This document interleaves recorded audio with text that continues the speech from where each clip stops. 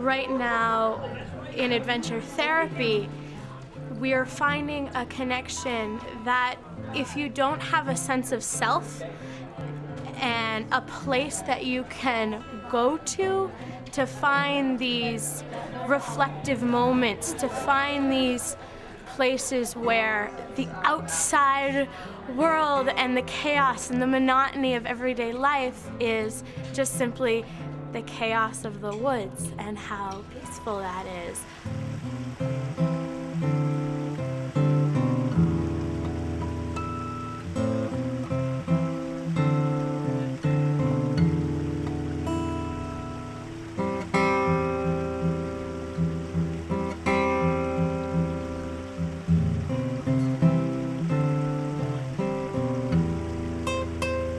There's a challenge that you overcome when you summit a mountain and you've never done it before.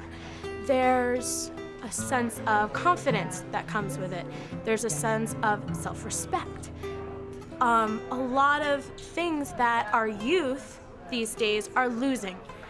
We don't know who we are or where we fit in to this bigger picture. And so the environment, the natural world, our woods, our public lands are our playground. I'm interested in thinking about how what we've seen with mountain areas, mountain people, mountain ecologies all over the world, how that can be applied to the mountains of Maine, to the Appalachian Trail, to projects that are going on in state and national parks in Maine, including Acadia, including Baxter Katahdin, and so on. If you go to Katahdin meaning Great Mountain, you don't need any education before you get there. You don't need anybody preaching to you for you to get a real strong sense that this is a special place.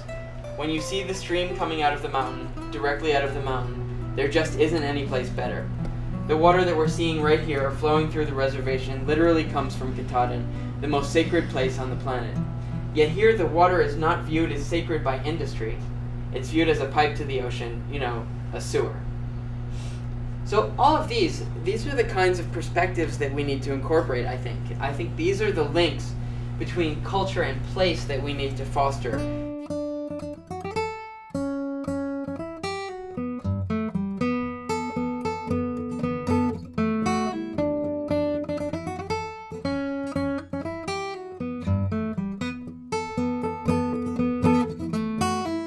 can be hard to find someone that says, Jesus, what a shame we didn't put a ski area up there. What a shame we didn't build some condos on the slopes of Katahdin.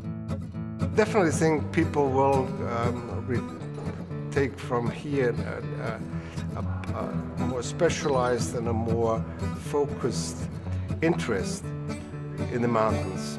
I mean, there's a saying, you see only what you look for. I love it whenever we go back to Maryland to visit. When we come back, it was just so great as you just saw the mountains. You thought, now I'm home. You know, the woods have been cut down and spoiled to the point where anything we can do to save them, I think we should. In fact, trees are a renewable resource, but they're only a renewable resource if they're not paved over. Then they're not. We all know that the thing we ought to do is reduce CO2. And we all know that we have difficulty convincing our leadership to do that.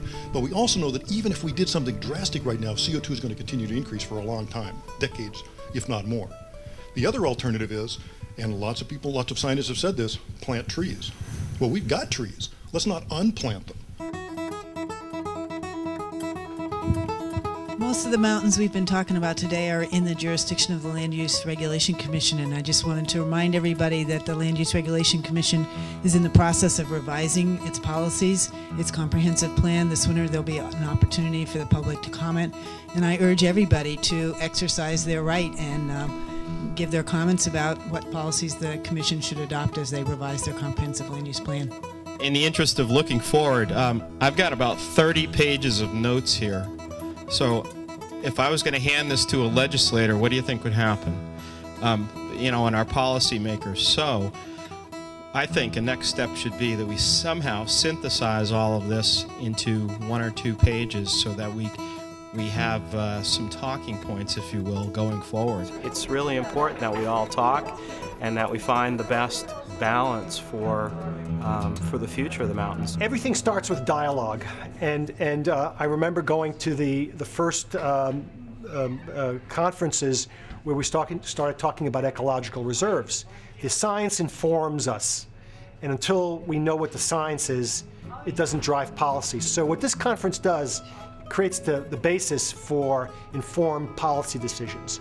I mean, you've got to start there, and it inspires people. In Maine, we still have a chance. We still have a chance to protect the mountains on a landscape scale. And that's really, I think, one of the messages that I hope people take away from this conference today.